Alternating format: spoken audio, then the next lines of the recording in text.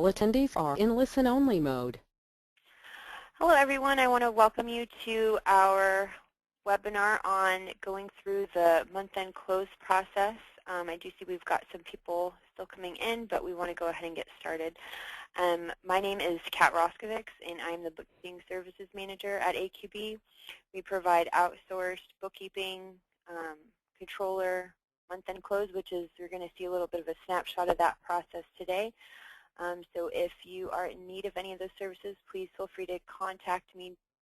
I've also got Jason Molden on the line from our consulting services team. He's going to be here helping me moderate and responding to any questions and bringing those up to the group if he feels they're pertinent. So what is a month-end close? So this is a process that, again, we do provide this as a service for our clients, but it gives you a way to go through the books, reviewing them on a monthly basis. And so once everyone has finished making all their entries for the prior month, this would be your process. The first thing that we do is run the balance sheet. So just going to look at this, and I am in a sample company file today, so we are actually going to be reviewing for November of 2018. So we want to go through and reconcile all of our bank accounts. So I'm going to start with checking. I'm not going to go through each one of these, but just making sure we all know how to do this. So we're going to do banking and checking account. Going to enter my ending balance for 11/30. And I can use this checkbox if I want to make it a little bit easier. That's just going to hide all the transactions that happened after the statement date. Hopefully those would not be clearing in the current month. If they are, then we definitely need to go and change the date on those, because they wouldn't be in December, they would be in November or before. So we just want to make sure that we're checking off everything that came in. I'm just going to say that all this stuff cleared our bank account in the current month, and with the exception of these checks that were written on the last day of the month. I'm going to click Reconcile now, and then I'm going to look at this detail report. So what are we looking for on here? We want to make sure that our register balance as of 11/30 matches our balance sheet balance. So I've got 57,361.39, and that's the total that is shown on my reconciliation detail when I look at the line register balance as of my date. I want to make sure that there are not any old uncleared items. If we're carrying items from January that have never cleared the bank account, it's probably time to either investigate those, see if we need to write them off and issue a new check, or what's going on with those. So we would want to print a copy of this, either save it as a PDF or a hard copy, and then go through and go to our next bank account. So we'd reconcile our savings account. Petty cash is another one that we want to definitely reconcile on a monthly basis. For this month, I can look, if I zoom in on that very quickly, and see that there are actually no transactions that happened in petty cash for November. So I might want to double check and make sure that there were actually, in fact, not any transactions before I reconcile it, and then my ending balance would just be whatever the balance is that I've got in my petty cash. Jason, does anyone have any questions so far on the bank account reconciliation? Nothing so far. Okay, perfect. So then we're going to move on down the balance sheet here. I'm just going to hit escape to get out of that and my reconciliation detail report there. So now we want to take a close look at accounts receivable. So we've got this number on here. What does that number mean? Well, that number should represent all of our open accounts receivable. So if I go to reports, customers and receivables, and do our AR aging, and I look at that, again, I want to make sure that I'm dating this the same date that I'm reviewing the balance sheet for. And I can see here, these are all of my open items. Now, if I had any in this over 90 days or over 180 days, it might be time to, possibly send those to collections, whatever your collections process is. Reviewing those, maybe they are, just a couple of dollars or something that we just want to go ahead and just write that off. So we want to make sure that we're reviewing, and it does look like on this report, and I can change what I'm aging through up here at the top, that everything is pretty current. We don't have anything even in the 1 to 30 column. Okay, so that number there, 85,702.91. Again, looking at the balance sheet, that's my same number, so I'm good to go there. So I would print a copy of this and then continue my move on down the balance sheet. So then I come to my inventory asset account. Sometimes we see clients making general journal entries straight to inventory asset. If you are tracking inventory through QuickBooks, you want to use the adjust inventory balances if you are needing to, you've got old inventory that you're not going to be selling anymore, you want to write it off, then you need to actually be adjusting your quantity or value on hand for those items. You do not want to just see what the value is and then make a journal entry, because that's not going to affect how many QuickBooks things you have on hand. So to make sure that I don't have any issues like that for the previous month, I would just come up here to Report, Inventory, and then look at my Inventory Valuation Summary. Again, want to make sure that I'm changing that date to the end of November. And then I've got this total asset value down here, $27,872.63. Now if I look back at my balance sheet, I can see, where is it? Right there, $27,872.63. So that's good to go. So again, want to print a copy of this, or at least save it to a PDF. You could also export it to Excel. That's another option, of course. So then I'm going to escape out of there and then continue moving down the balance sheet. So we've got some other assets and other current assets. So these are ones that we probably don't necessarily get a statement on these, but we can definitely still reconcile them. For instance, the security deposits account. If I do a quick zoom on that and I want to see, let's just look at all the activity for that account. It looks like maybe when we first moved into our new space, we put down a security deposit of $1,720. In the current month that we're looking at, we actually moved and we've got now this new security deposit. So we were refunded our previous security deposit for the whole amount. I'm sure that almost never happens, but it is the case in this sample file. So what we want to do is reconcile this security deposits account.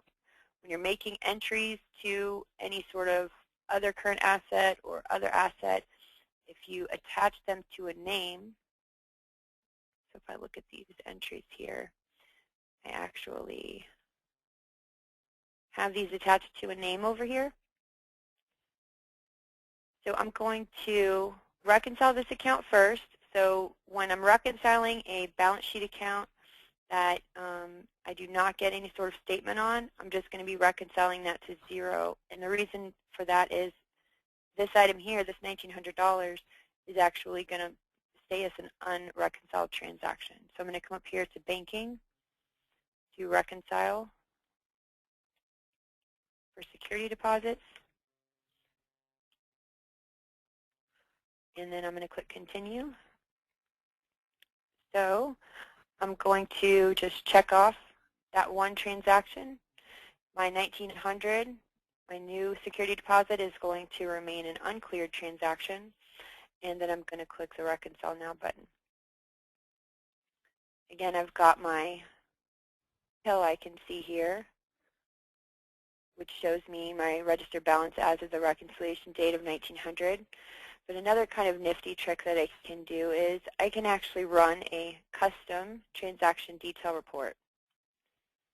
If I run this report for all and I filter for my security deposits account, I also want to filter for cleared status of no.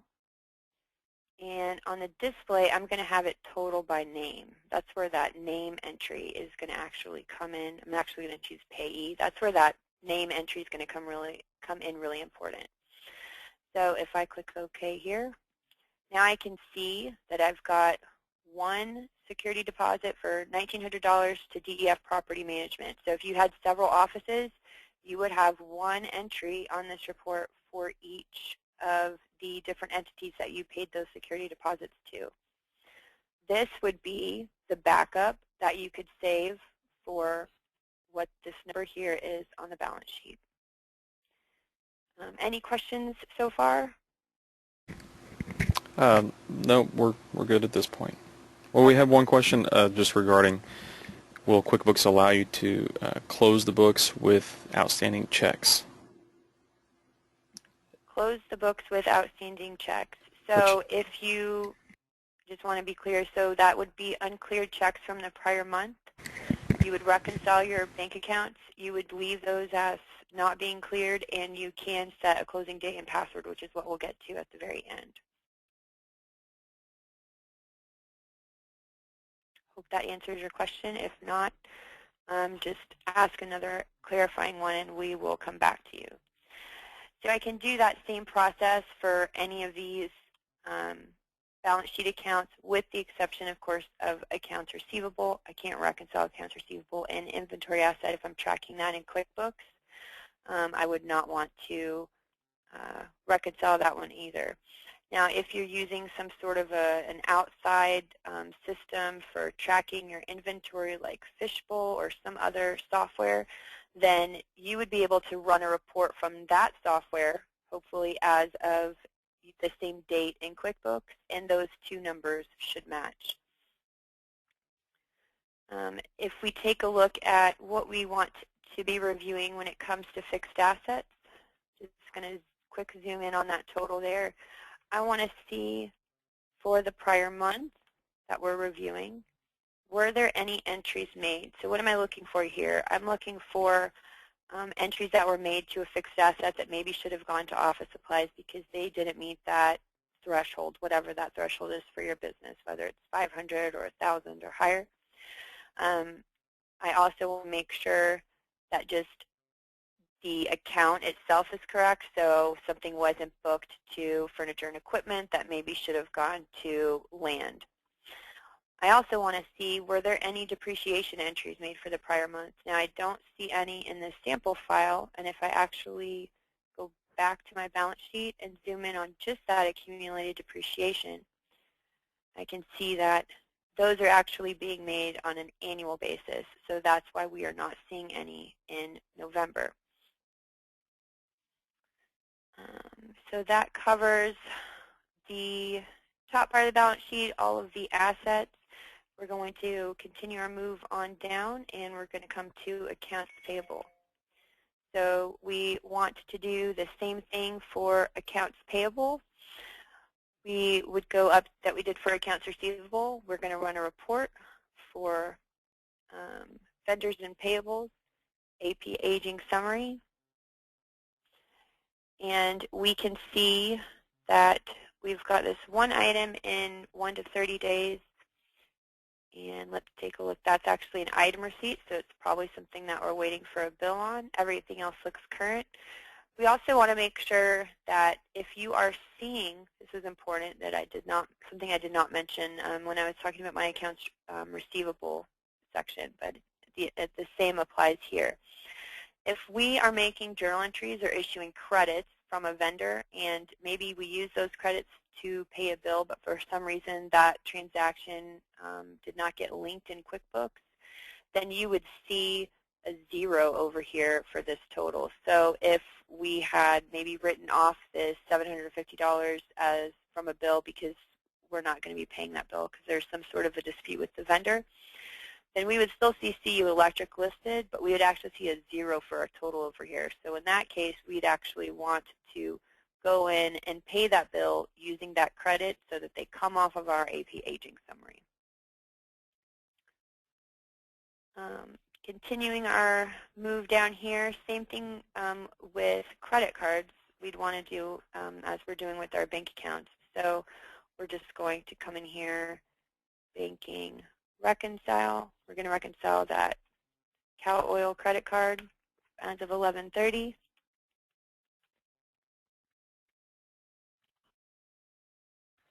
And we're going to again, hide the transactions after the statement date, and we're going to check those off. So I've got a difference of 0, which is what I want. I do have this transaction here that did not clear. So I want to go ahead and hit Reconcile now. And I'm just going to leave the balance in the register, so I'm just going to hit Cancel here. Take a look at our detail. And again, we can see that the register balance as of date for 8680 does in fact tie to our balance sheet here. If you have a credit card that does not, that cycles mid-month, so let's say that one had cycled on the 15th or the 14th of the month. Let's go back in. I'm just going to undo that reconciliation real quick.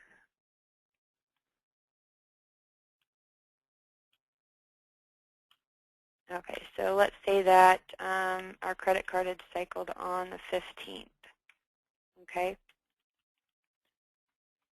and we would still check off our activity.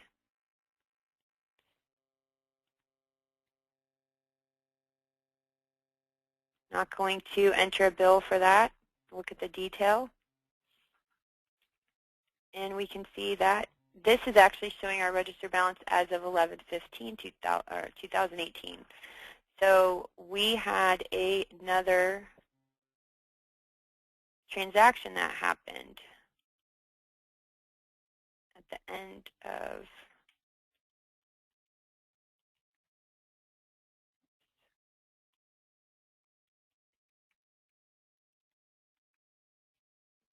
this transaction here for $50 did not clear.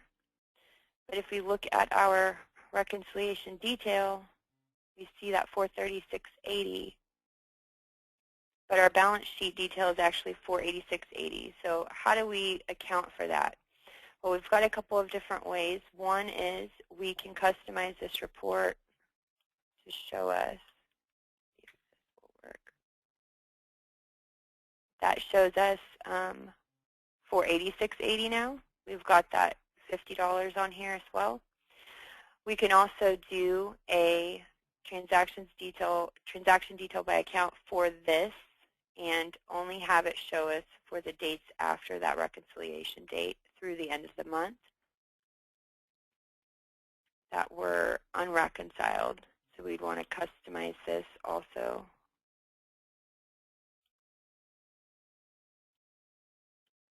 Now we've got that $50, and we can add that to the amount that was shown on our prior reconciliation detail that we ran, and then we come up with that number that's on the balance sheet. Moving on down, we've also got our payroll liabilities. So these accounts can also be reconciled if you're using an outside payroll provider or whether you're using Intuit. You can, in fact, reconcile these accounts. So let's take a look at the federal withholding one. So I'm just going to do a quick zoom in here.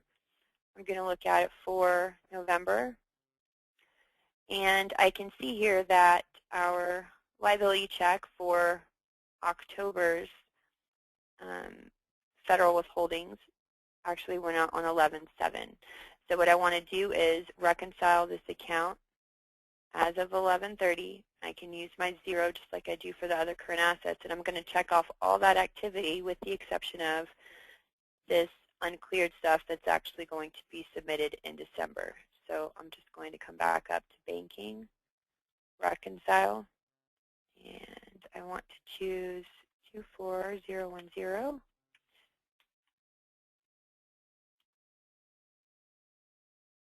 This account has actually never been reconciled, so you can see there's lots of activity here. If I just hold down the left mouse key and just use my finger to scroll, I can actually check off lots of transactions at once instead of having to individually check off all of these. So I'm just going to keep going down, and I want to uncheck the November activity, and we can see that my difference is 0. So I can go ahead and click Reconcile now.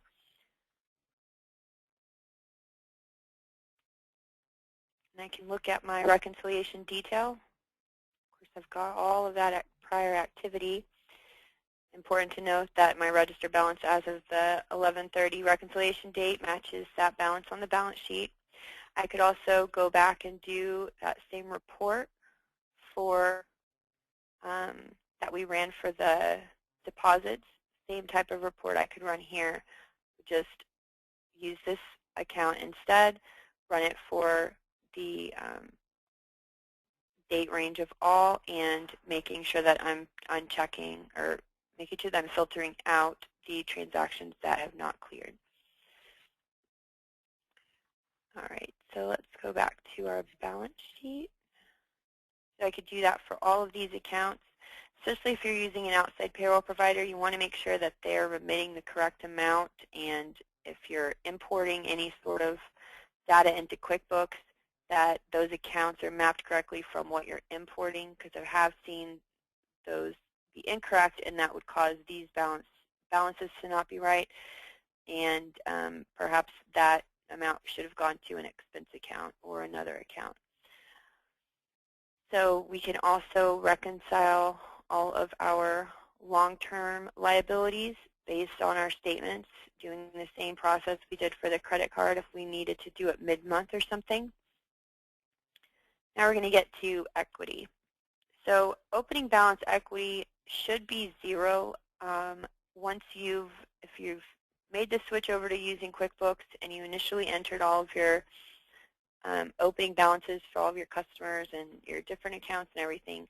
This account, there should have been an entry made here to bring this balance to 0. This is a sample file, so they've still got some stuff in here, so we're just going to move on. Our retained earnings number should tie to our retained earnings since inception in QuickBooks. So if I look at a profit and loss, and I'm going to look for since last year, not for this current year.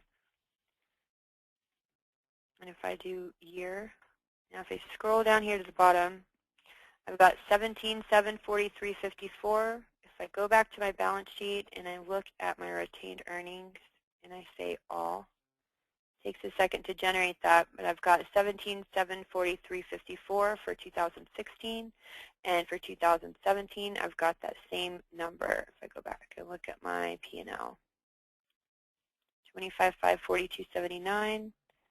Back on my balance sheet, oops, back on this one, 25,542.79. My net income number, I should be able to run my profit and loss for the current year.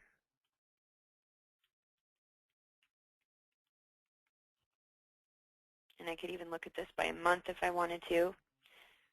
Coming down here to the bottom, 101,825.16. Going back to my balance sheet, that number matches. Now, in reviewing the profit and loss, we definitely want to look for any huge jumps. Maybe there was something that, a dues and subscriptions, for instance, that we have subscribed to for the year, all of that went into 1 month. Maybe we prepaid for some insurance that we should really be booking to prepaid expenses and then amortizing that. So we just can look from month to month. We can also look from, if we just want to look for the current month, we want to just do total only here.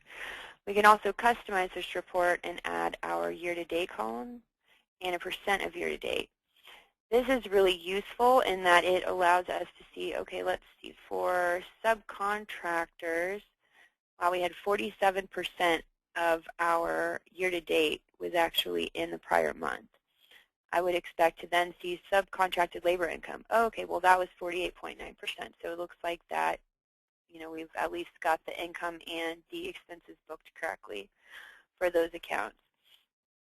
If we're looking at something like equipment rental, why is this 100% we've done in November? Did we not rent any equipment for the entire year so far, or did maybe this equipment rental is a new account and we were booking the other equipment rentals to a different account before, those are all examples of things that you could make a note of so that down the road people are asking, or if you are wondering what the deal was with that, you've got a note as to why that happened. If we scroll all the way down here, just looking, so that all looks pretty good. Now when we get to this bottom number here, let's look at that. Actually look at all. So we've got, wow, let's see. We've got $2,000 booked here, and it looks like everything else here has been finance charges. Well, this was actually for a window, so that doesn't seem right. So if we go and look at our items list,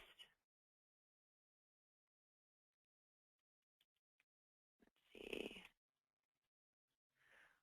we can see that the income for our bay window is actually booked to other income. So we probably need to change that to construction income. So this is just another place that sometimes if we don't have our items mapped correctly from the beginning, then that income is not going to be going into our correct income category on our profit and loss. When we change that, we can also update the existing transactions, especially if that was a relatively new item. We would definitely want to do that to make sure that we're moving it. Now when we go back to our other income, that looks a little bit more like the amount we would expect to see there. All right, does anyone have any questions? Got a couple of minutes left. So far, we're good. Okay. Well, I really want to thank everyone for joining us today on our webinar about month-end closes. I hope that you learned something. And again, if this is a process that you would like an AQB team member to go through with you one time, or if it's a process that you want us to handle for you going forward, just please reach out and we would be happy to set up some time to go through that with you. Thanks so much, and I hope everyone has a wonderful day.